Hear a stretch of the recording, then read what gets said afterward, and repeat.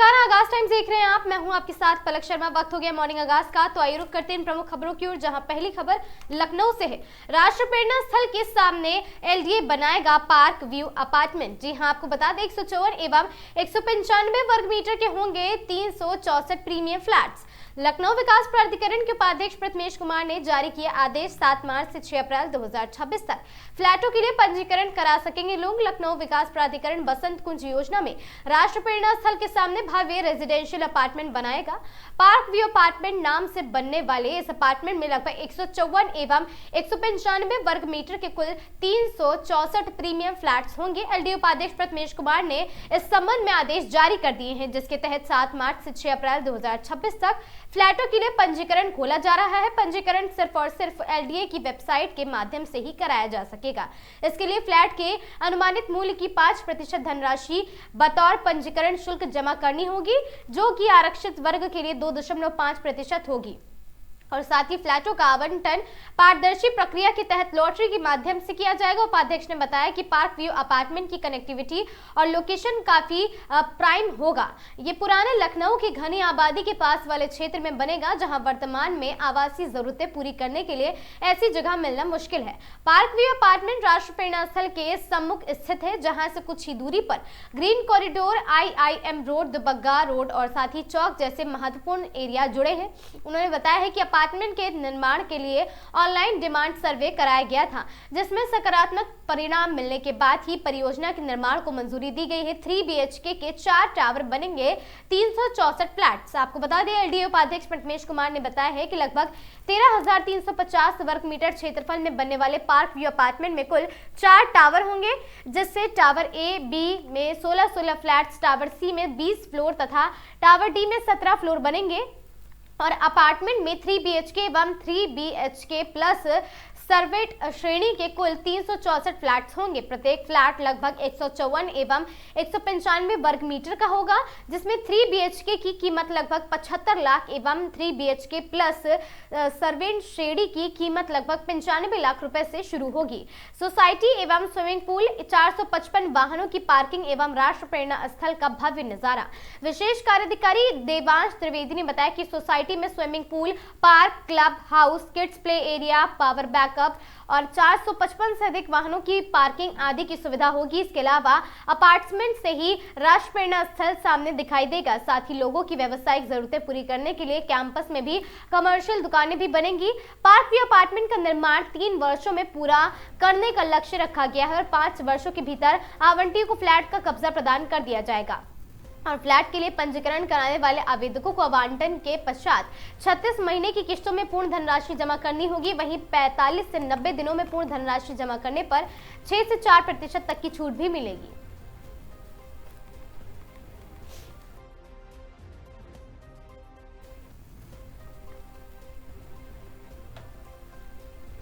खबर हरदोई से है, जहां थाना लोनार क्षेत्र में एक महिला के साथ ससुराल पक्ष द्वारा मारपीट व दरिंदगी का सनसनीखेज मामला सामने आया है। पीड़िता ने अपने ससुर, देवर और नंदोई पर सामूहिक दुष्कर्म का गंभीर आरोप लगाया। बताया जा रहा कि यह घटना महिला के पति की मौजूदगी में ही अंजाम दी गई है। घटना के बाद पीड़िता की तबीयत बिगड़ने पर उसे प्राथमिक स्वास्थ्य केंद्र पाली में भर्ती कराया गया, जहां तहरीर के आधार पर थाना लोनार पुलिस ने संबंधित धाराओं में मुकदमा पंजीकृत कर लिया है। पुलिस ने मामले में त्वरित कार्रवाई करते हुए ससुर और देवर को हिरासत में लिया है तथा अन्य आरोपियों की तलाश की जा रही है। इस संबंध में क्षेत्राधिकारी हरपाल ने बताया, क्या कुछ बताया, आइए सुनते हैं।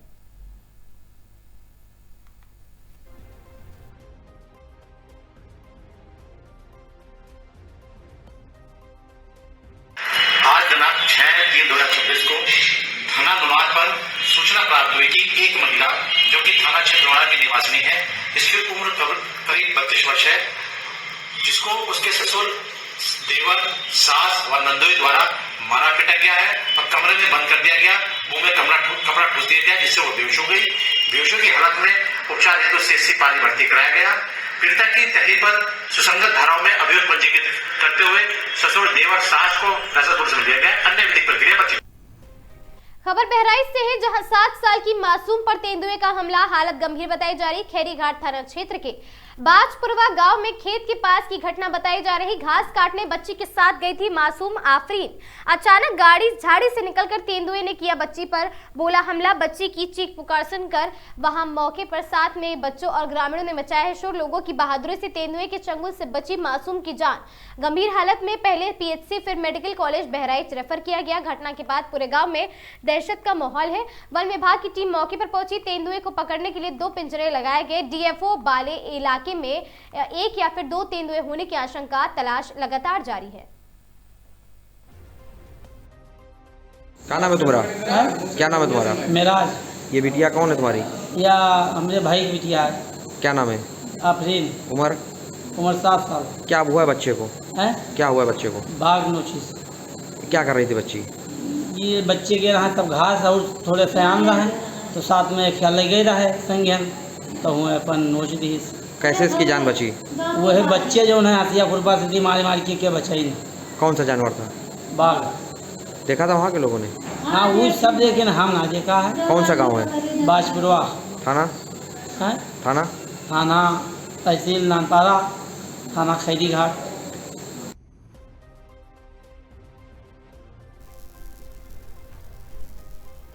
खबर अलीनगर से है, जहां थाना क्षेत्र के कुचमन गांव में घर के अंदर घुसकर मारपीट और तोड़फोड़ का मामला सामने आया। इस घटना में गर्भवती महिला सहित कई लोग घायल बताए जा रहे हैं।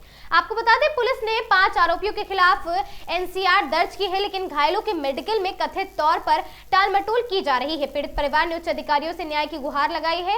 और आपको सब बता दें कि पीड़ित छोटे लाल खरवार पुत्र राम वृक्ष ने पुलिस को दी तहरीर में बताया कि घटना 4 मार्च को होली के दिन दोपहर करीब 1:30 बजे हुई थी और उन्होंने आरोप लगाया है कि गांव के सुनी यादव, अनिल यादव, कन्हैया यादव, मोहित यादव और वीरू यादव नशे की हालत में लाठी डंडा और लोहे की रॉड लेकर उनके घर के दरवाजे पर पहुंच गए। इस दौरान छोटे लाल को बचाने आए उनके बेटे मुकेश, गर्भवती बहू अंजलि और पत्नी गीता देवी और भाभी गोना देवी भी उन्हें पीटा गया है। पीड़ित ने यह भी आरोप लगाया कि आरोपियों के घर की महिलाओं के साथ अभद्रता की गई है और उनके कपड़े फाड़ दिए। उन्होंने घर में रखी कीमती सामान और दरवाजे में भी तोड़फोड़ की है और इस मारपीट में सभी घायलों को चोटें भी आई। इस मामले में अलीनगर थाना पुलिस सनी यादव और साथ ही अनिल यादव, कन्हैया यादव, मोहित यादव और वीरू यादव के खिलाफ भारतीय न्याय संहिता बीएनएस 2023 की धारा 191(2), 115(2), 352, 351(2), 333, 74 और 324(2) के तहत मुकदमा दर्ज कर लिया गया है।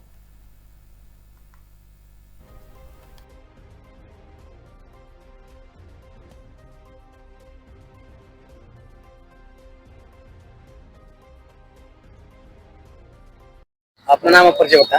छोटे लाल खरवार मेरा नाम है। मेरा घर कचमन है। क्या घटना हुई आपको? घटना हुआ कि 4 तारीख को लोग दारू के नशा में भूत होके, यादव लोग का लड़का था, पहले आया, हम लोग को मारने लगा। उसके बाद हम लोग भागे घर में ये लोग घुस के वाइफ को मारे, बच्ची को, सबको मारा है। और उसके बाद फिर दरवाजा भी तोड़ा है उसमें। और फिर वो लोग 5 आदमी थे। पुलिस के पास आप गए थे? पुलिस के पास आए, पुलिस के पास गए हैं, 4 दिन से दौड़ रहे हैं। तो आज मेडिकल कराने के लिए एनसीआर हुआ है, मेडिकल कराने के लिए लिखा है, लेकिन मेडिकल बोल रहा है लोग कल कराने के लिए। मेडिकल में कुछ आएगा? आपको क्या लगता है पुलिस हवाले करेगी? अंदरूनी चोट है सर, अब क्या हम बताएं, कटा पिटा तो है नहीं, अंदरूनी चोट में देखिए क्या आता है। ये गांव के लोग जो जिनसे आप मारे पीटे हैं, कौन लोग हैं? यादव लोग हैं। गाँव के ही हैं? गाँव के।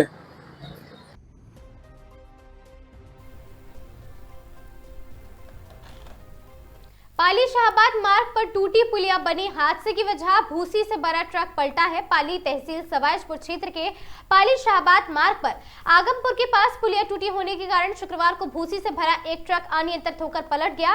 ट्रक पलटने से मार्ग में लंबा जाम लग गया और राहगीरों को भारी परेशानी का सामना करना पड़ा। बताया जाता है कि आगमपुर की पुलिया काफी दिन से क्षतिग्रस्त पड़ी हुई थी, जिससे आए दिन हादसे का खतरा बना रहता था। शुक्रवार को भूसी से भरा ट्रक जैसे ही पुलिया के पास पहुंचा, अचानक संतुलन बिगड़ने से सड़क किनारे पलट गया।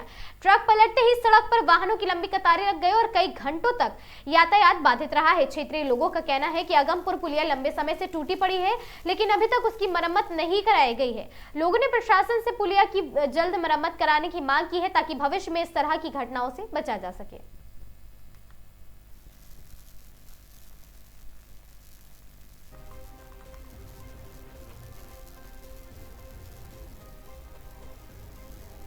महोबा में एक सनसनीखेज मामला सामने आया है। कुलपहाड़ कोतवाली क्षेत्र के जैतपुर में संदिग्ध परिस्थितियों में एक 24 वर्षीय युवक का शव खेत में पड़ा मिला है, जिससे इलाके में हड़कंप मच गया है।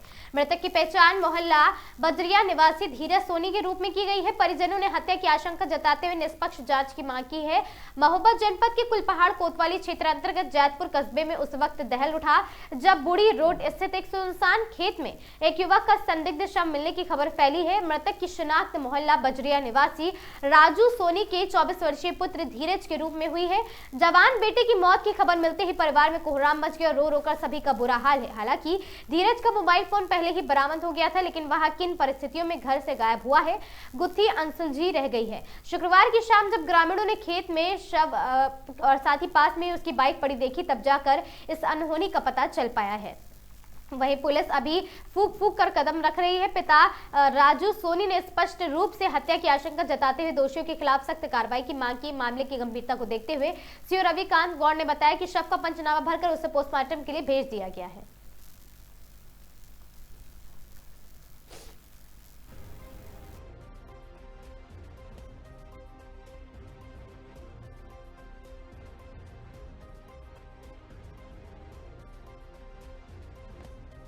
ये लड़का 8 बजे रात को गोल हो गया बुधवार के दिन। ये महेबा आया। क्या नाम था? धीरज। महेबा आने के बाद इसका मोबाइल मिला हमको। इसमें का नाम कौन जगह है, नहर के पास। वहां से मोबाइल उठाया और फिर रात में पता नहीं लगा 2 दिन बाद उसका वो यहाँ बुड़ी वाली रोड में इसका मर्डर हो गया या एक्सीडेंट मान लो। क्या लगता है आपको?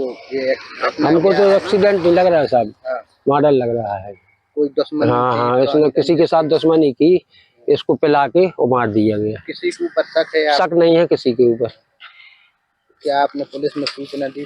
जी, FIR की कल बृहस्पति को। अभी क्या है मौके पर, कहाँ कब मिला है? अभी मिला जी 1 घंटे पहले। कौन कौन अधिकारी है यहाँ पे?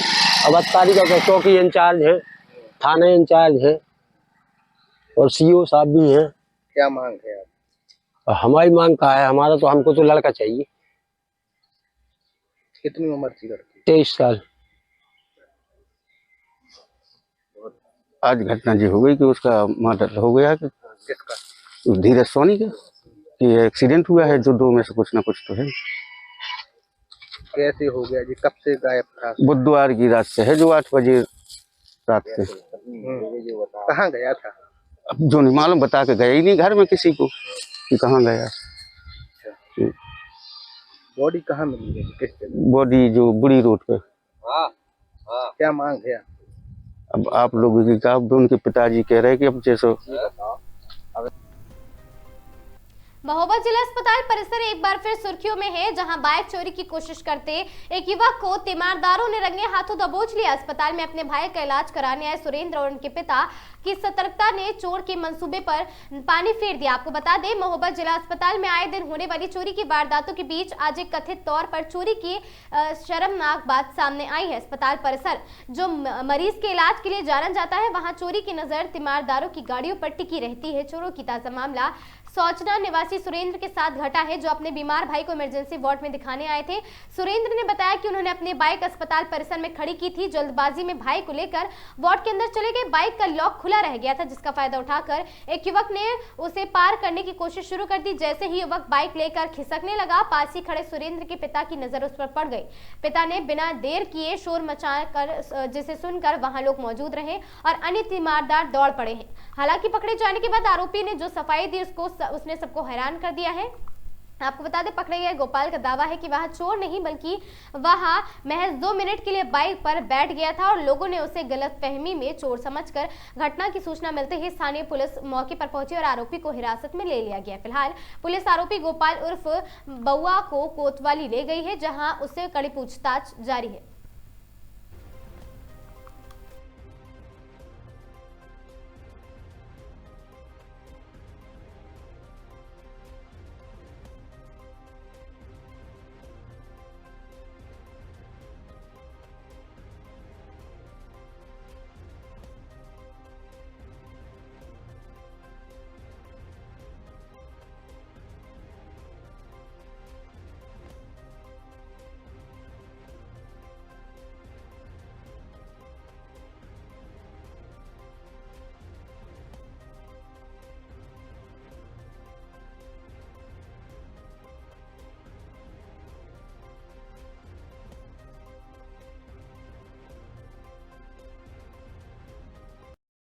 कहाँ आए थे आज आप? भैया के दिखाने आए थे, एक्सीडेंट हो गया था। तो क्या हुआ यहाँ पर? भैया को दिखाने आए थे, गाड़ी खड़ी थी बाहर, ये चोरी करके भाग रहा था। गाड़ी में लॉक नहीं था क्या? लॉक नहीं था। हाँ, हाँ, लॉक नहीं था। पापा ने बताया कि वो गाड़ी लेके भाग रहा है। फिर पकड़ लिया? पकड़ लिया है। क्या किया उसका चोर का? उसका क्या किया, तो साहब के हवाले कर दिया है। किसके? भाई साहब आ गए हैं। पुलिस के हवाले कर? हाँ, पुलिस के हवाले कर दिया हमने। कौन है ये, कहाँ का है, कुछ बताया इसने? नहीं, कुछ गारा का बता रहा है खाली, बस। अब इसका ये पता नहीं है कहाँ का है, कहाँ का नहीं है। कौन सी गाड़ी है आपकी? प्लेट ना है सर, कौन सी कलर की? काली कलर में है। हाँ? क्या नाम तुम्हारा? गोपाल बउआ का हाथ गोपाल नाम। कहाँ के रहने वाले हो? हैं? कारा क्या कर रहे थे यहाँ अस्पताल में? पलटा था, भाई साहब ने रोटी खिलाई, इनके पिताजी के साथ बैठ गया। 2 मिनट के लिए गाड़ी किसी की गाड़ी चला रही? 2 मिनट के लिए गाड़ी में बैठा, बस इतने में इनको फोन करवा दिया। उनके पापा कई बार परिसर से गाड़ी चोरी हुई है, क्या तुमने भी चुराई? हाँ बड़े भाई साहब, हाँ। ऐसा नहीं कर मालिक, ऐसा नहीं। मेरे घर पता कर लो, माता बाप को पता, ऐसा काम ही नहीं। तुम्हारे भैया ने तो बात किया है, भैया ने बोला तो अब क्या 4 दिन तक आए थे। दिल्ली से आ गया भैया ने, तो एक दिन तो कहीं यहीं रुक जा, किराया था नहीं, आज चला जाता।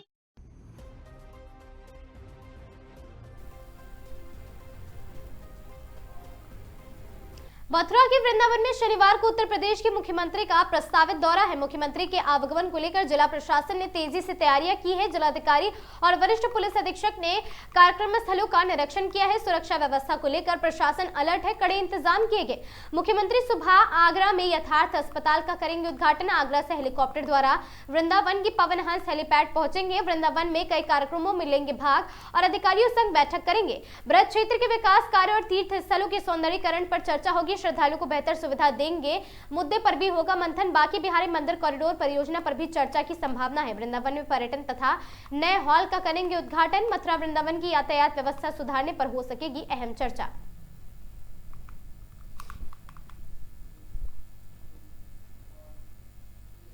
खबर इटावा से है, जहां साइड देने को लेकर ट्रक चालक से मारपीट हुई। 3 युवकों ने ट्रक ड्राइवर के साथ की है मारपीट। करीब 20 मिनट तक मुख्य मार्ग जाम रहा है। मारपीट के बाद आरोपी मौके से फरार। मारपीट करने का वीडियो वायरल। भर थाना क्षेत्र के रेलवे क्रॉसिंग 20B का मामला बताया जा रहा।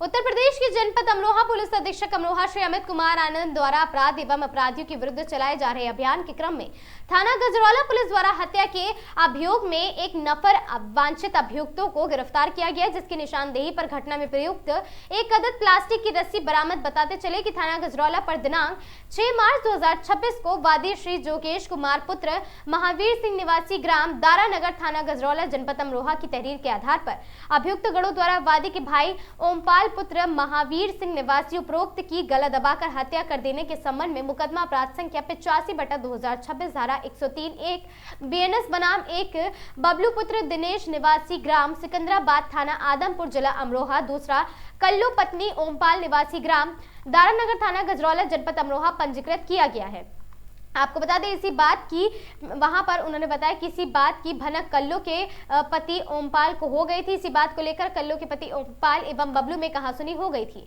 पूरा मामला आपको बता दें कि दिनांक 6 मार्च 2026 को मुकदमा उपरोक्त में वांछित अभियुक्त कल्लू पत्नी ओमपाल निवासी ग्राम दारानगर थाना गजरौला जनपद अमरोहा को उसके मस्कन ग्राम दारानगर से गिरफ्तार किया गया। दौरान पूछताछ अभियुक्त द्वारा बताया गया कि कल्लू एवं बबलू पुत्र दिनेश निवासी ग्राम सिकंदराबाद थाना आदमपुर जिला अमरोहा प्रेम प्रसंग चल रहा था और दिनांक 4 मार्च 2026 को बबलू होली के दिन मिलने मेरे घर ग्राम दारानगर आया था। इसी बात की भनक कल्लू के पति ओमपाल को हो गई थी। इसी बात को लेकर कल्लू के पति ओमपाल और बबलू में कहासुनी हो गई। इसके बाद बबलू चला गया था। दिनांक 4 मार्च 2026 की रात्रि में बबलू फिर दोबारा हमारे ग्राम दारानगर मेरे घर पर आया था और उस समय कल्लू का पति ओमपाल सोया हुआ था। तभी कल्लू एवं बबलू ने मौका पाकर प्लास्टिक की रस्सी से ओमपाल की गला दबाकर हत्या कर दी थी।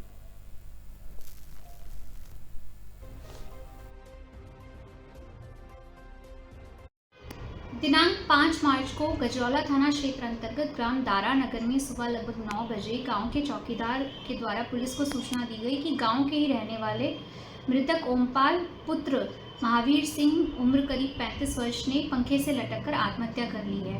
सूचना प्राप्त होते ही तत्काल थाना पुलिस और फील्ड यूनिट मौके पर पहुंचे और निरीक्षण किया और शव को पोस्टमार्टम के लिए मोर्चरी भिजवाया गया। पोस्टमार्टम रिपोर्ट में स्ट्रैंगुलेशन यानी गला दबाकर मारना आया, जिससे स्पष्ट हो गया कि ओमपाल की हत्या की गई थी। घटना का सही खुलासा करने के लिए और घटना कारित करने वाले अपराधियों तक पहुंचने के लिए पुलिस ने गहनता से जांच करनी शुरू की और पूछताछ शुरू की।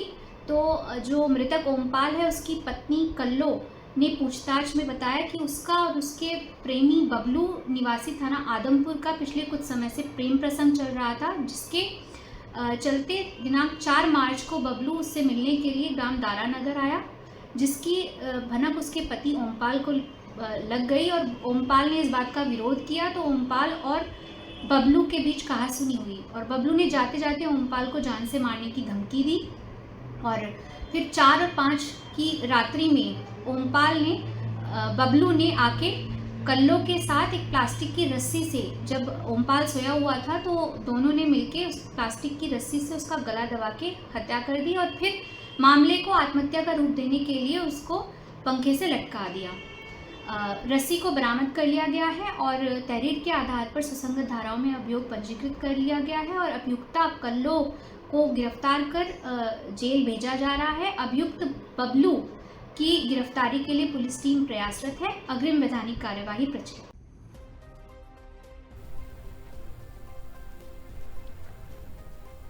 इटावा जनपद के थाना एकदिल क्षेत्र में तेज रफ्तार और साथ ही कराईपुरा तिराहे के पास पीएनसी उत्सव गार्डन के सामने दर्दनाक सड़क हादसे में एक बुजुर्ग की दर्दनाक मौके पर ही मौत हो गई है। बताया जा रहा कि सड़क किनारे खड़े बुजुर्ग को ईंटों से भरे तेज रफ्तार ट्रक ने कुचल दिया है। हादसे के बाद अफरा तफरी मच गई। पुलिस प्रशासन मौके पर पहुंचकर पूरे मामले की जांच करा। जानकारी के मुताबिक मृतक की पहचान राम गोपाल पुत्र छुटका उम्र करीब 60 वर्षीय के रूप में हुई है। बताया गया है कि राम गोपाल सड़क किनारे खड़े थे, तभी तेज रफ्तार ईंटों से भरे ट्रक ने कुचल दिया है, जिससे उनकी मौके पर ही मौत हो गई। हादसे के बाद बड़ी संख्या में स्थानीय लोग और परिजन मौके पर पहुंचे। घटना को लेकर भारी आक्रोश जताया गया है। मृतक अपने पीछे पत्नी फूलन देवी, 2 बेटे और बेटियों को छोड़ गया है। घटना के बाद परिवार में कोहराम मचा हुआ है।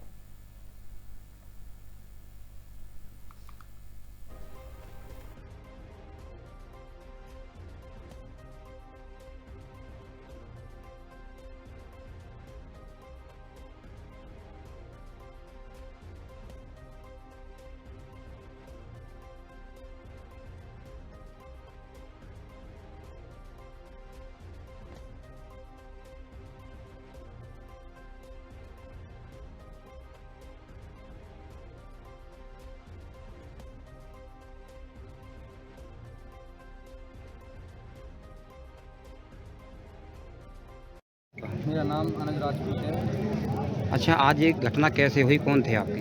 मेरे बाबा जी। अच्छा, कैसे घटना हुई है? वो आ रहे थे, सामने से इन्होंने टक्कर दी और ट्रक के नीचे आ गए और ये कढ़ाई ले गया, यहाँ पे रोक लिया और पुलिस वाले आए और उसको लेके उसमें बंद कर दिया। उसमें वो ठेके में कहाँ खड़े थे? कच्चे में थे? रोड पर? कच्चे में बिल्कुल, देखो बिल्कुल यहाँ पे थे। वहाँ से टक्कर मारी, गेट है वो पीएनसी का गेट, वहाँ पे टक्कर मारी, यहाँ पे गिरे, पहिया में लिपट गए, सब पहिया चढ़ गए। एक पहिया चढ़ा है लास्ट तक, फुल पहिया चढ़ा है और कोई कुछ नहीं करा। पुलिस वालों ने ड्राइवर को उतार के भगा दिया और वो मालिक आए, उनसे बात हो गई, वो अब छुड़वा देंगे गाड़ी सब। तो क्या चाह रहे आप लोग? क्या चाह रहे, मदद कीजिए मेरी। अच्छा, ये कहीं जा रहे थे? कैसे? कहीं नहीं जा रहे थे, वो फैक्ट्री से सामान ले रहे थे। मेरे साथ थे वो। अच्छा, साथ में थे? हाँ, मेरे साथ में, मेरे बाबा हैं। क्या कार्रवाई चल? कार्रवाई मुकदमा लिखा गया? कुछ नहीं लिखा गया, वो मुकदमा लिखा जा रहा है। अभी 2-3 घंटे हुए, कोई मुकदमा, कोई कुछ नहीं, कोई कार्रवाई नहीं, कोई कुछ भी नहीं, ये कुछ भी नहीं होगा। बताओ क्या करें हम? कोई में क्या लगा है? ट्रक में ईंटें हैं, फुल ईंटें, ओवरलोड है, फुल ओवरलोड। यहाँ से अक्सर निकलते रहते हैं, अक्सर हमेशा ओवरलोड गाड़ी। ये तो कुछ भी नहीं है, ट्रक वो मट्टी भड़ के निकलते हैं। कोई कुछ नहीं कर रहा है, कोई कुछ नहीं। वो दारू पिया था, ट्रक ड्राइवर दारू पिया था। आप लोग मेरी मदद करवाइए। जनपद इटावा के इकदिल थाना क्षेत्र के गांव रामपुर नावली में शुक्रवार दोपहर एक दृष्टिबाधित युवक अज्ञात कारणों के चलते कुएं में गिर गया। सूचना मिलते ही मौके पर पहुंची पुलिस व बचाव टीम खोजबीन में जुट गई। बताया जाता है कि शुक्रवार दोपहर गोपालपुत्र 24 वर्षीय राजू घर से निकलकर कुछ काम के लिए जा रहा था, तभी अचानक रास्ते के पास में बने कुएं में गिर गया और साथ ही झटपटाने की आवाज सुनने के बाद मौके पर ग्रामीण जमा हो गए। सूचना मिलते ही मौके पर ग्रामीण जमा हो गए और साथ ही वहां पर पुलिस के साथ फायर सर्विस की टीम कुएं में खोजबीन करने में जुट गई। करीब 3 घंटे की कड़ी मशक्कत के बाद युवक के शव को कुएं से बाहर निकाला गया। शव देखते ही परिजनों में चीख पुकार मच गई। मृतक 3 भाइयों में मंझला बेटा था।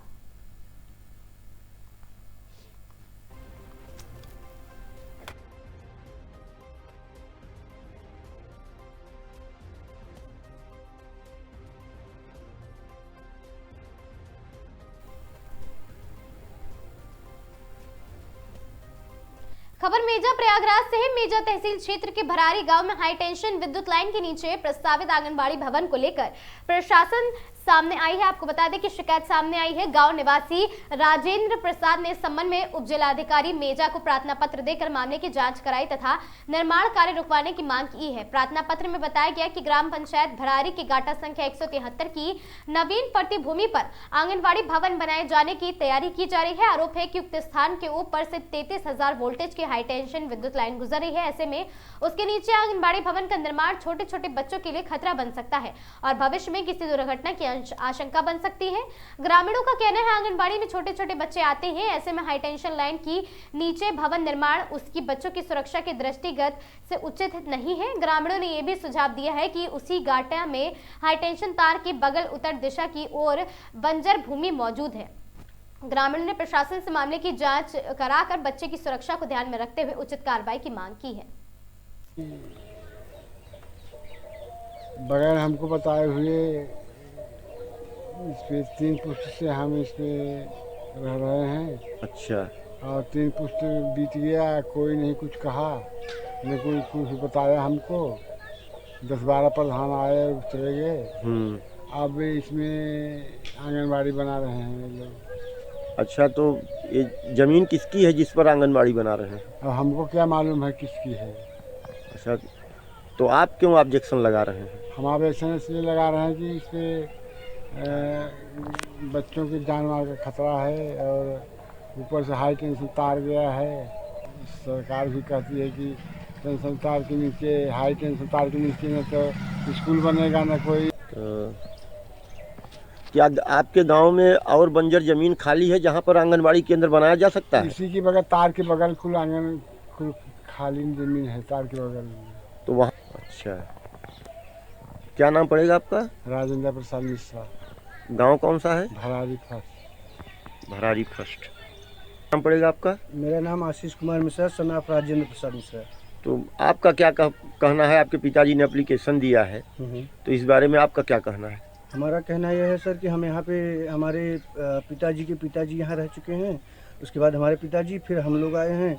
गांव के ही समय प्रधान जो हैं वो सप्तन बिंद मतलब कि केवट हैं। हाँ। वो और बीडीओ और गांव के ही कुछ 1-2 राजनीतिक लोग हैं जो कि ज़बरदस्ती बीडीओ मांडा से मिलके और लेखपाल से मिलके यहाँ पे हमारे घर के जस्ट बगल एक नवीन पट्टी है जो कि हाई टेंशन तार 1.5 लाख तार गया है, उसके नीचे जो है ये लोग बनाने के लिए बाध्य हो रहे हैं। ये हाई टेंशन तार रहा, इसी के नीचे जो है ग्राम प्रधान और बीडीओ साहब मिलके बाध्य हैं बनाने के लिए, जबकि इसके जस्ट बगल उधर खाली है एक ज़मीन जिसके नीचे बनाया जा सकता है। और ये लोग जो है ज़बरदस्ती यहाँ पे बिना हमें जानकारी पूर्व में दिए ही अचानक एक दिन जो है गांव का बीएलओ प्रधान आए थे लेखपाल के साथ में, बोले कि अपना आलू वगैरह खाली करा लो, यहाँ पे जो साग सब्जी लगाए हो यहाँ पे आंगनबाड़ी बनेगा। तो हमने उनको बोला कि यहाँ इसके नीचे तो तार है, बोले कि कोई बात नहीं फिर भी बनेगा, अंडरग्राउंड करके हम इधर उधर से छोड़ देंगे। इसलिए हमने सरकार को अवगत कराया, बता दिया एप्लीकेशन के माध्यम से कि हाई टेंशन तार है, इसमें गांव वालों का और हम लोगों की जान माल का खतरा है, कृपया करके यहाँ से हटा के यही तार के जस्ट बगल में 173 नंबर में ही काफ़ी ज़मीनें पड़ती पड़ी है बंजर ज़मीन, वहाँ पे भी बनाया जा सकता है। धन्यवाद। बदायूं बरेली मंडल से सैकड़ों लोग 7 मार्च को धोलना से शुरू होकर दिल्ली बीजेपी कार्यालय और जंतर मंतर तक निकलने वाली राष्ट्रवादी समान अधिकार पदयात्रा में पहुंचेंगे। ये पदयात्रा कथित यूजीसी बिल के विरोध में आयोजित की जा रही है। पदयात्रा का नेतृत्व ठाकुर मुकेश सिंह और साथ ही डॉक्टर मृदुल सहाय सक्सेना, ऋषभ मिश्रा, सुशील कुमार सिंह सहित कई प्रमुख पदाधिकारी करेंगे। आयोजकों ने अधिक से अधिक लोगों से दिल्ली पहुंचकर पदयात्रा में शामिल होने और केंद्र सरकार के इस काले कानून का विरोध करने की अपील की है। ठाकुर मुकेश कुमार सिंह, जनपद प्रभारी राष्ट्रवादी प्रताप सेना बदायूं एवं जिला अध्यक्ष डॉक्टर श्री मृदुल सहाय सक्सेना एडवोकेट एवं युवा जिला अध्यक्ष ऋषभ मिश्रा एवं सुशील कुमार सिंह, हरिओम सिंह चौहान एवं ओमपाल दद्दा, पूर्व जिला पंचायत सदस्य एवं जिला संरक्षक राष्ट्रवादी प्रताप सेना व अशोक बासणे जो हमारे पूर्व चेयरमैन बिसौली, जितेंद्र सिंह एडवोकेट, विश्वनाथ शर्मा कानूनी सलाहकार, दुर्गेश एडवोकेट आदि लोगों के नेतृत्व में बदायूं जनपद व बरेली जनपद से सैकड़ों लोग गाड़ियों से देश के केंद्र सरकार की जो गलत नीतियों के कारण यूजीसी एक्ट जैसा काला कानून बनाया है उसके विरोध में 7 मार्च 2026 यानी कल धौलाना से दिल्ली के लिए राष्ट्रवादी समान अधिकार पदयात्रा माननीय राष्ट्रीय अध्यक्ष श्री ललित राणा एवं श्री पूरन सिंह जी के नेतृत्व में कार्यक्रम है। और मैं देश के सर्व समाज के लोगों से आग्रह करूंगा कि इस केंद्र सरकार की समाज विरोधी जो इन्होंने संकीर्ण मानसिकता का परिचय दिया है, यूजीसी बिल हटाने के लिए दबाव बनाने हेतु ज्यादा से ज्यादा संख्या में पहुंचें और हमारी टीम सैकड़ों लोगों को साथ लेकर बदायूं जनपद, बरेली जनपद एवं बरेली मंडल से आपके धौलाना से दिल्ली के लिए कूच करेगी। कल सभी से आग्रह है ज्यादा से ज्यादा संख्या में पहुंचें। धन्यवाद। मैं ठाकुर मुकेश कुमार सिंह उत्तर प्रदेश के सीतापुर नगर में निजी कार्यक्रम में शामिल होने पहुंची साध्वी प्रचार ने मीडिया से बात करते हुए ईरान इजराइल युद्ध पर बड़ा बयान दे डाला। उन्होंने कहा कि इजराइल के प्रधानमंत्री नेतन्याहू ने गीता को पढ़ने के बाद युद्ध का फैसला किया है, जिसके लिए साध्वी प्राची ने नेतन्याहू का धन्यवाद कहा है। साथ में उन्होंने यह भी कहा कि ईरान के सुप्रीम लीडर खामेनेई की मौत का उत्तर प्रदेश के साथ साथ पूरे भारत में मातम मनाया जा रहा है। ऐसे में सरकार को उन लोगों की जांच करनी चाहिए जिन लोगों ने खामेनेई की मौत पर मातम मनाया है। हिंदुस्तान के पहलगाम में हुए आतंकी हमले में निर्दोष हिंदुस्तानियों की मौत के मामले में ईरान के सुप्रीम लीडर खामेनेई ने पाकिस्तानियों का ही साथ दिया था। साथ में उन्होंने यह भी बताया कि जब भारत और पाकिस्तान या कश्मीर की लड़ाई आती है, बात खामेनेई ने पाकिस्तान का ही समर्थन किया था।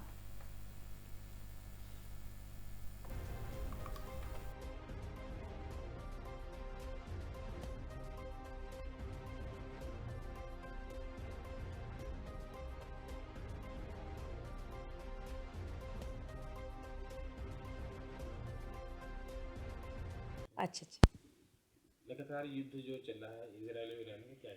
देखिए, जब शांति के रास्ते बंद हो जाए तो राजा को भगवत गीता जरूर पढ़नी चाहिए। इजराइल ने, नेतन्याहू ने, धन्यवाद करती हूँ कि गीता पढ़ी और गीता के अनुसार डिसीजन लिया। ये माना कि खामनेई के मरने पे हिंदुस्तान में भी हाय तौबा और विधवा विलाप चल रहा है। उनकी जांच होनी चाहिए जो विधवा विलाप कर रहे हैं, आखिर उनका कनेक्शन क्या है खामनेई से। उसने तो याद है हमें, जब पहलगांव की घटना हिंदुस्तानियों पर धर्म पूछ करके उनका कत्लेआम किया था, तो खामनेई ने तो पाकिस्तान की मदद की थी। तो इन लोगों का क्या कनेक्शन है? और दूसरी बात, 25 करोड़ ईरान के साथ है, 100 करोड़ हिंदुस्तानी, हर राष्ट्रवादी इजराइल के साथ है मेरे भाई, घबराने की जरूरत नहीं। इजराइल जो कर रहा है, नेतान्याहू बहुत अच्छा कर रहे हैं, उनका शुक्रिया है, धन्यवाद। यूपी के पश्चिम इलाकों में कई महिलाओं ने जो मस्जिद के आगे जाकर के जो काफी विरोध प्रदर्शन भी किया है। हाँ, मैंने यही तो बोला है। यूपी में जो खामनेई के मरने पर विधवा विलाप हुआ, भाजपा की सरकार को उनकी जांच करा देनी चाहिए। आखिर उनका कनेक्शन एक आतंकवादी से क्या कनेक्शन था, ये पता चलना चाहिए देश को। पूरा विश्व जानता है कि गद्दार बाहर के नहीं, हिंदुस्तान के अंदर ज्यादा है। हिंदुस्तान के अंदर ज्यादा, कहीं ना कहीं भारत को भी जो हिंदू राष्ट्र बनना चाहिए। बिल्कुल बनना चाहिए। अब तो मैं भी कह रही, पूरा देश कह रहा है, बाबा ने भी आवाज उठाई, हमने सुर में सुर मिलाया। सबको राष्ट्रवादियों इकट्ठा हो जाना चाहिए। हिंदी हिंदुस्तान जब तक है तब तक पूरे विश्व में शांति है। जिस दिन हिंदुस्तान के अंदर खतरे की घंटी बजेगी, पूरा विश्व त्राहिमाम करेगा। इसलिए हिंदू राष्ट्र घोषित, वैसे तो ऑलरेडी हिंदू राष्ट्र है हिंदुस्तान, क्योंकि पाकिस्तान उनको दिया था भाई। जो लोग हिंदुस्तान में रहना नहीं चाहते थे, हिंदुस्तान उन्हें पसंद नहीं था, हिंदुस्तान का खान पान रहन सहन पसंद नहीं था, तो उनको बोल दिया था तुम पाकिस्तान में चले जाओ, पाकिस्तान तुम्हारे लिए, ये हिंदुओं के लिए हिंदुस्तान बचा था। तो ये ऑलरेडी हिंदू राष्ट्र है, लेकिन घोषित होना चाहिए। एक जैन मुनि जी को मैं सोशल मीडिया पे सुन रही थी, बहुत अच्छी बात कही। जैसे कर्ण सूत पुत्र ही पुकारा गया, क्योंकि वो घोषित नहीं था, कुंती को मालूम था। काश महाभारत में कुंती अगर कर्ण को अपना पुत्र, अपने कुल का बच्चा घोषित कर देती, तो आश्रम में उसका अपमान ना होता, उसे पढ़ाई का अधिकार पूरा मिलता। और द्रौपदी ने जो स्वयंवर में अपमानित किया था कर्ण को, वो अपमानित ना होता कर्ण। इसीलिए घोषित होना चाहिए जल्दी से जल्दी हिंदू राष्ट्र, तुरंत घोषित हो जाए आज के वर्तमान के हालात को देख करके। खबर इटावा से है, जहां इटावा में खेत पर आलू खोद रहे लोगों पर मधुमक्खियों ने हमला किया है। मधुमक्खियों के हमले में 5 लोग घायल हुए हैं, सभी को अस्पताल में भर्ती कराया गया। खेत पर करीब 20 लोग आलू खुदाई का काम कर रहे थे, सभी ने अपनी भागकर मधुमक्खियों के हमले से जान बचाई है। इटावा जनपद के थाना इकदल इलाके में अंतर्गत बीलमपुर गांव में उस वक्त हड़कंप मच गया जब गांव में आलू की खुदाई कर रहे करीब 20 मजदूरों पर मधुमक्खियों ने हमला बोल दिया है। मधुमक्खियों ने इस हमले के बाद खेत में अफरा तफरी का माहौल हो गया और साथ ही अपने आप को मधुमक्खियों से बचाते हुए नजर आए। तो वहीं इस मधुमक्खियों के हमलों में मामले में बताया गया है कि मधुमक्खियों के काटने से करीब 5 लोग घायल बताए जा रहे हैं, जिनको इलाज के लिए अस्पताल में भर्ती कराया गया है, जहां पर सभी को डॉक्टर की देखरेख में इलाज जारी है।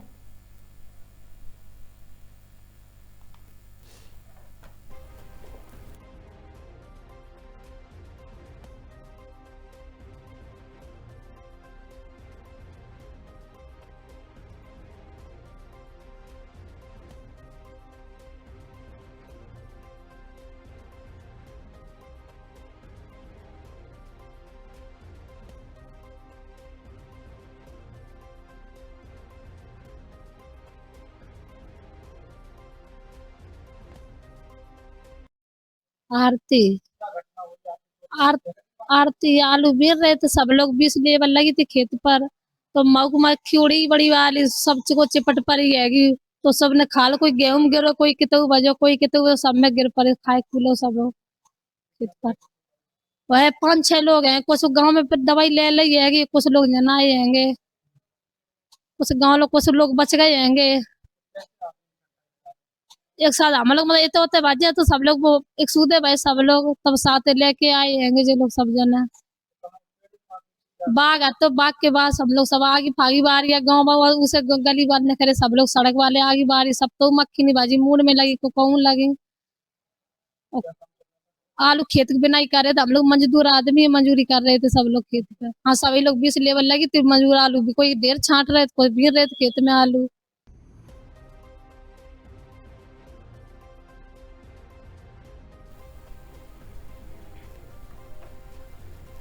उत्तराखंड प्रदेश में जहां 2027 मिशन को लेकर सभी राजनीतिक दल चुनावी मैदान उतरकर अपने संगठन को मजबूत कर अपने राजनीतिक परिवार यानी अपने कुनबे को बढ़ाने में जुटे हैं। पार्टी कार्यकर्ताओं के हौसले को बुलंद करते नजर आ रहे हैं। तो वहीं उत्तर प्रदेश ने अपना मजबूती से वर्चस्व कायम करने वाली चंद्रशेखर आजाद की आजाद समाज पार्टी उत्तराखंड प्रदेश में पहली बार अपने वहां पर पैर पसारने शुरू कर दिए हैं, जिसके चलते आजाद समाजवादी पार्टी के राष्ट्रीय अध्यक्ष ने उत्तराखंड में नवनियुक्त प्रदेश अध्यक्ष की जिम्मेदारी लेखराज सिंह गौतम को सौंप दी है, जिस पर नवनियुक्त प्रदेश अध्यक्ष ने कुमाऊं छोर पर बसे जनपद उधम सिंह नगर के जसपुर का तूफानी दौरा करते हुए जसपुर के ग्राम दादुबला और साथ ही तालबपुर जसपुर नगर के महिला विधानसभा अध्यक्ष श्रीमती दिव्या सिंह के निवास पर कार्यकर्ताओं से जनसंपर्क किया। कार्यकर्ताओं ने नवनियुक्त अध्यक्ष का फूल मालाओं पहनाकर जोरदार स्वागत किया।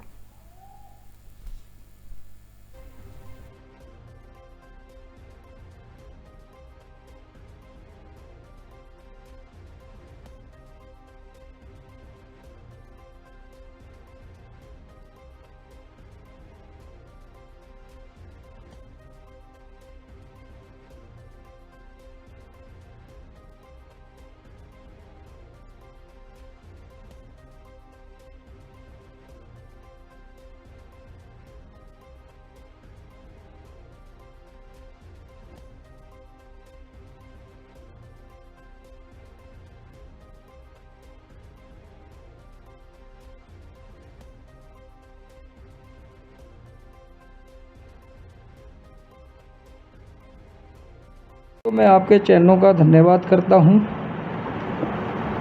मैं बताना चाहता हूं कि आदरणीय भाई चंद्रशेखर आज़ाद, भीम आर्मी चीफ, आज़ाद समाज पार्टी राष्ट्रीय अध्यक्ष और नगीना से सांसद और शीर्ष नेतृत्व के द्वारा मुझे उत्तराखंड प्रदेश अध्यक्ष की जिम्मेदारी दी है। इस जिम्मेदारी को ते हुए आज हमारे जसपुर विधानसभाओं के कार्यकर्ता पदाधिकारी हम दौरे पर आए हुए थे, तो स्वागत का समारोह चल रहा था, जिसमें कि हमारे विधानसभा अध्यक्ष और महिला मोर्चा की हमारी दिव्या सिंह जी और तमाम हमारे यहाँ कार्यकर्ता बैठे हैं। सभी कार्यकर्ताओं के द्वारा स्वागत किया गया। अभी इस समय हम तालमपुर में थे, एक जनसभा भी की है और काफ़ी लोगों ने, मुस्लिम समाज और अन्य समाज के लोगों ने अन्य पार्टियों को छोड़कर आज़ाद समाज पार्टी की सदस्यता ली है। इससे पहले हम ध्याननगर में थे। रवि राज जी हमारे पार्टी के कार्यकर्ता हैं, उनके निवास स्थान पर काफ़ी एक सभा हुई और उस सभा में भी काफ़ी लोगों ने पार्टी ज्वाइनिंग करी है। उससे पहले हम सिंधु ढाबा पे थे। सिंधु ढाबा पे वहाँ पर हमारे कार्यकर्ता पदाधिकारियों ने हमारा माला पहनाकर स्वागत किया। इसी दौरे में आज हम लगे हुए हैं और कल हम रहेंगे नैनीताल डिस्ट्रिक्ट में।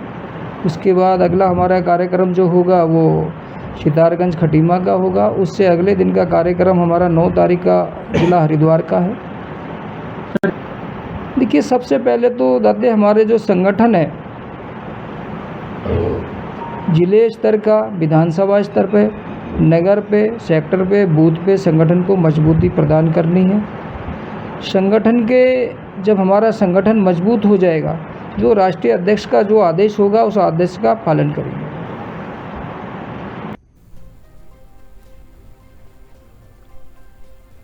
नैनीताल से खबर है, जहां प्रगतिशील भोजन माता संगठन ने अपने विभिन्न मांगों को लेकर मल्लीताल स्थित अपने विभिन्न मांगों के तहत BM शाह पार्क में प्रदर्शन करते हुए समान कार्य का समान वेतन देने की मांग की है। बता दें कि 8 मार्च को अंतर्राष्ट्रीय महिला दिवस के उपलक्ष्य में पूर्व में भोजन माताओं ने अपनी मांगों को लेकर प्रदर्शन शुरू कर दिया था। प्रगतिशील भोजन माता संगठन की महामंत्री रजनी ने कहा कि 8 मार्च अंतर्राष्ट्रीय महिला दिवस के अवसर पर यह पूर्व में हम लोग कार्यक्रम कर रहे हैं और हमारा कहना है कि हमारी पूर्वज माताएं थी, उन्होंने तमाम महिलाओं के शिक्षा, स्वास्थ्य, रोजगार, स्थायी नौकरी, न्यूनतम वेतन के लिए तमाम संघर्ष किए हैं तथा कुर्बानियां की दी, जिसकी बदौलत कुर्बानियां दी हैं। आज हिंदुस्तान में महिलाएं नौकरियां कर पा रही हैं, फिर वह किसी भी क्षेत्र में हो। वहीं दूसरी ओर हमारी भोजन माताओं को मात्र 3000 रुपए में स्कूल के उन्हें बंधुआ मजदूर बनाया गया है। उन्होंने आरोप लगाया कि खुर्दापाल स्थित क्षेत्र स्कूल में एक अध्यापिका द्वारा भोजन माता को परेशान किया जा रहा है। उनका कहना है वह भोजन में खुद पत्थर, बाल आदि डालकर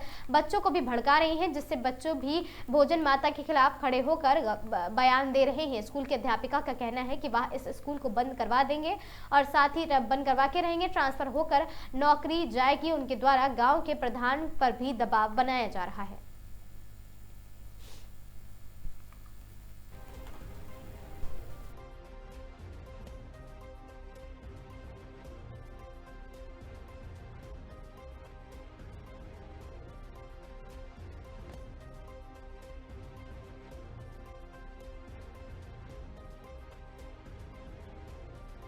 मैं रजनी प्रगतिशील भोजन माता संगठन की महामंत्री हूँ। यहाँ पे 8 मार्च अंतर्राष्ट्रीय महिला दिवस के अवसर पर ये पूर्व में हम लोग कार्यक्रम कर रहे हैं और हमारा कहना है कि हमारी जो पूर्वज माताएं हैं उन्होंने तमाम महिलाओं के शिक्षा, स्वास्थ्य, रोजगार, काम के घंटे 8, स्थायी नौकरी, न्यूनतम वेतन के लिए तमाम संघर्ष किया, कुर्बानियां दी। उसके बाद ही आज अगर हम देखें कि हिंदुस्तान में जो महिलाएं पढ़ पा रही हैं, लिख पा रही हैं, नौकरियां कर पा रही हैं, सरकारी नौकरियां, तो उन्हीं पूर्वज माताओं के संघर्ष के बदौलत ही है, उनको आज हम याद कर रहे हैं। पर वही दूसरी ओर हम देखें कि हमारी जो भोजन माताएं हैं वो मात्र 3000 रुपये में स्कूलों में बेगार कर रही हैं, उन्हें बंधुआ मजदूरी उनसे करवाई जा रही है। तो हम उन पूर्वज माताओं को याद करते हुए अपने संघर्ष को कैसे आगे बढ़ाया जाए, इसके लिए हम लड़ाई लड़ रहे हैं। और हमारी एक खुरपाताल की भोजन माता है जिनके स्कूल में जो वहाँ की अध्यापिका है वो लगातार जो है हमारी भोजन माता को परेशान कर रही है। तारा देवी उनका नाम है और लगातार बहाने बनाए जा रहे हैं कि भाई चावल में पत्थर है, चावल में बाल आ गया, चावल में ये आ गया, जबकि खुद कई बार वो अपने चावलों में पत्थर डाल दे रही है और बच्चों को भड़का रही है। और बच्चे को इस तरीके से उन्होंने अपने बस में कर रखा है, मतलब वो झूठ मूठ बोल के जो है भोजन माता के खिलाफ खड़ा कर रखा है। वहाँ बच्चे कम है और उनका ये कहना है कि मैं इस स्कूल को बंद करवा के ही यहाँ से जाऊंगी, ट्रांसफर होकर नहीं जाऊंगी। वो वहाँ के जो प्रधान है उन पर दबाव बना रही है, तमाम तरीके से जो है उनसे बातचीत कर ली गई है, पर फिर भी जो है गरीब जो दलित भोजन माता है उसका वो उत्पीड़न कर रही है और तमाम तरह की टिप्पणी कर रही है। हमारा कहना है आज हम एक स्वतंत्र भारत में जी रहे हैं, उसके बावजूद भी ये जो पिछड़ी सोच आज हिंदुस्तान के अंदर मौजूद है, इसके खिलाफ भी जो है भोजन माता यूनियन संघर्ष करेगी और लड़ेगी।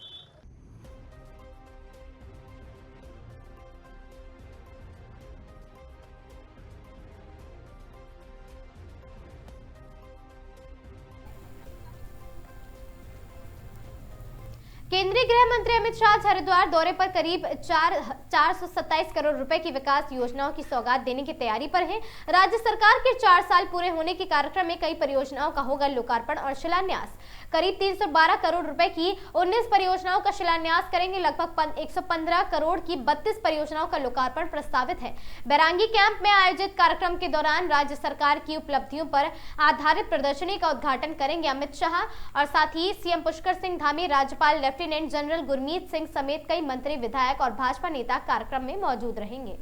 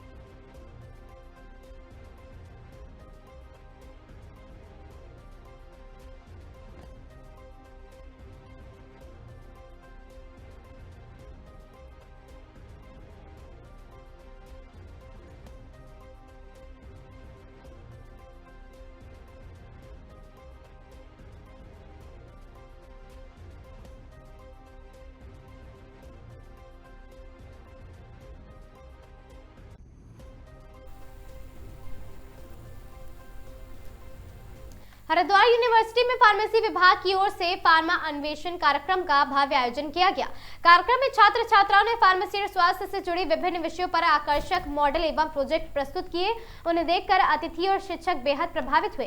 कार्यक्रम की मुख्य अतिथि ड्रग्स इंस्पेक्टर अनीता भारती रही हैं। उन्होंने प्रदर्शनी का निरीक्षण करते हुए छात्र छात्राओं द्वारा तैयार किए गए प्रोजेक्ट्स और मॉडल की सराहना की है। अनीता भारती ने कहा कि फार्मेसी क्षेत्र स्वास्थ्य सेवाओं की रीढ़ है और इसमें शोध व नवाचार की अपार संभावना है। उन्होंने छात्रों को मेहनत, अनुशासन और लगन के साथ आगे बढ़ने की प्रेरणा दी। साथ ही उन्होंने कहा कि अगर छात्र अपने लक्ष्य के प्रति समर्पित रहेंगे तो निश्चित रूप से फार्मेसी के क्षेत्र में देश और समाज के लिए महत्वपूर्ण योगदान दे सकते हैं।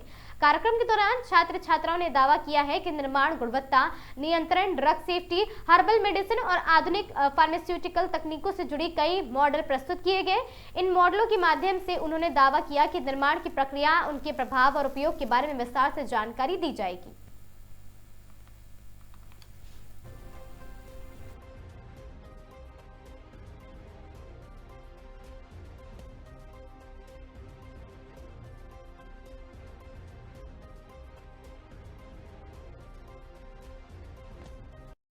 द्वारा यहाँ पे जो है एम्पावरिंग फार्मर स्टूडेंट जो भी है उनको जो है इनका एनुअल अन्वेषण यहाँ पर प्रोग्राम था, मुझे बुलाया गया है। और यहाँ पर जितने भी फार्मेसी के स्टूडेंट हैं, मेन जो इनका एक जो मकसद है एक जो वो ये है कि हमें किस तरीके से अपने जो फार्मेसी के स्टूडेंट हैं उन्हें किस तरीके से उनको उनकी जो योग्यता है, अपनी योग्यता को कैसे यूज करना है, किस तरीके से आम जनता के हित में, जो कि एक बहुत ही जिम्मेदारी का जो एक व्यवसाय है उसको करना है। क्योंकि आज कहीं ना कहीं बहुत सारे लोग बच्चे ऐसे हैं जो फार्मेसी करके आ रहे हैं, उसके बाद जो है अपना जो है रजिस्ट्रेशन का दुरुपयोग उनका हो रहा है और दूसरे को सौंप देते हैं, वो गलत है।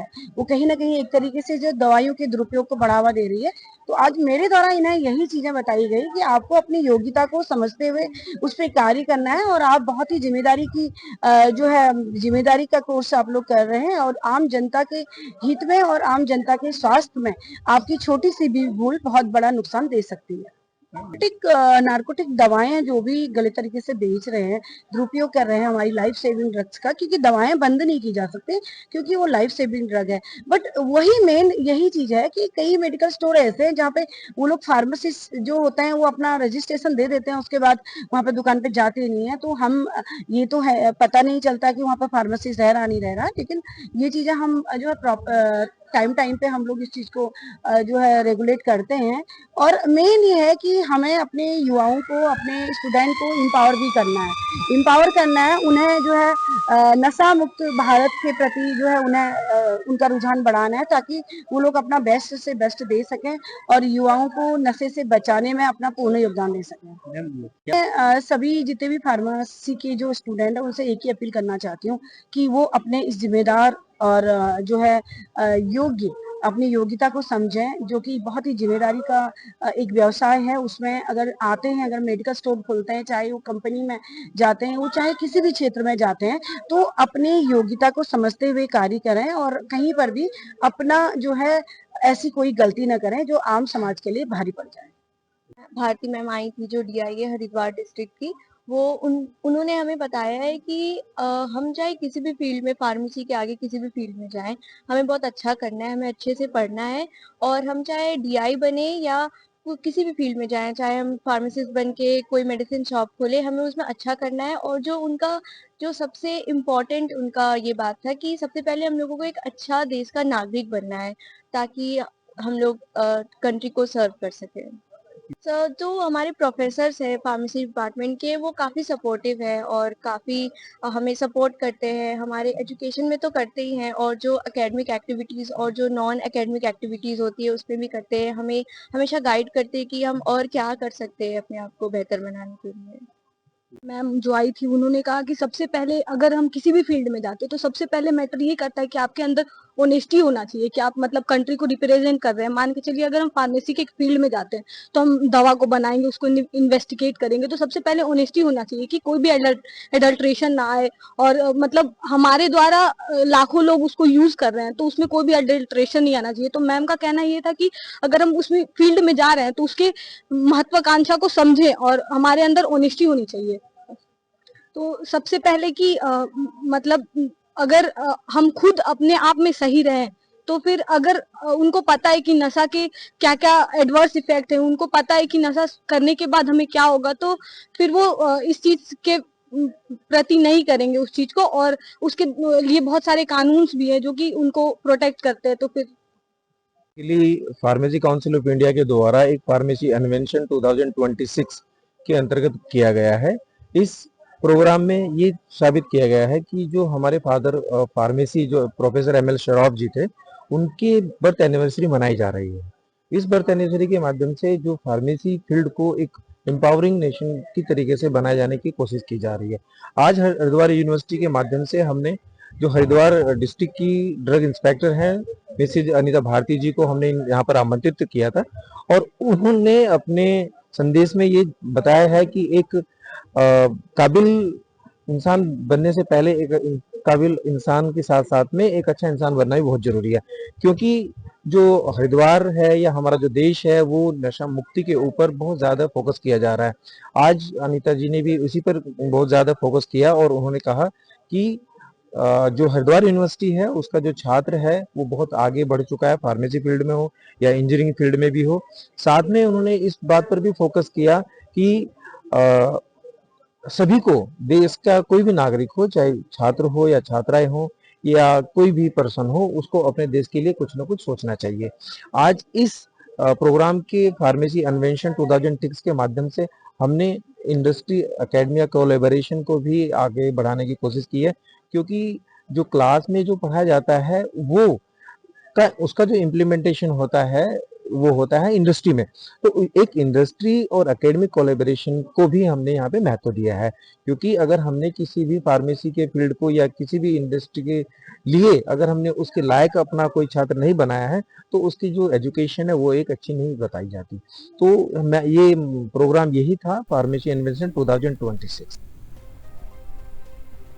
मॉर्निंग आगाज की इन खबरों में आज के लिए बस इतना ही। ऐसी खबरों से लगातार जुड़े रहने के लिए बने रहें हमारे साथ और देखते रहें आगाज टाइम्स।